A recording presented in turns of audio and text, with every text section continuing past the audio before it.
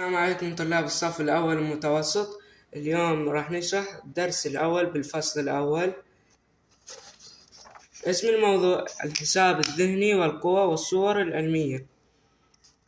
رقم الصفحة صفحة 8. هذا الموضوع بثلاث صيغ. الصيغة الأولى خاصية التجميع، الخاصية الثانية خاصية الإبدال، الخاصية الثالثة خاصية التوزيع. نيجي نشرحهم واحدة واحدة. الخاصية الأولى خاصية التجميع، تعني تبديل الأقواس. هنا عدت بالمثال القوس ماخذ 12 زائد 9. فشي يسوي إذا أكو خاصية تجميع؟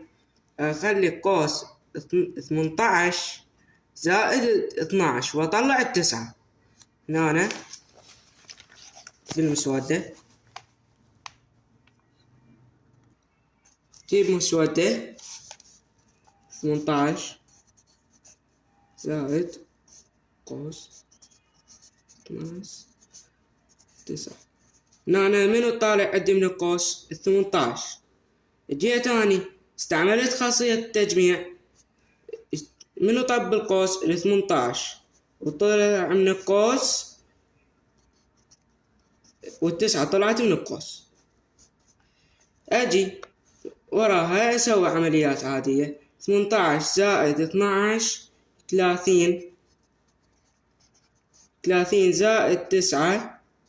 خطوة خطوة، لا تعقب خطوة، إذا تعقب خطوة تنقص درجة. 30 زائد 9 39. هاي الخاصية الأولى.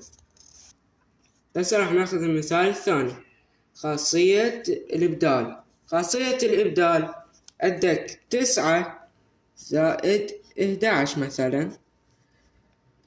9 بالبداية وال11 وراها.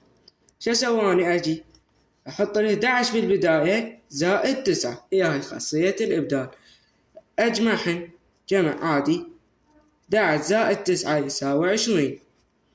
وعندك مثلا مثال ثاني، 16 زائد 3. شو أسوي إذا عندي خاصية إبدال؟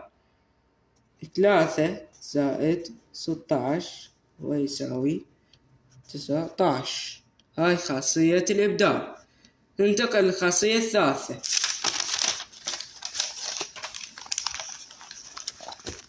خاصية التوزيع. خاصية التوزيع مثلا عندي 6 في 24. 6 أضربها مرة بال20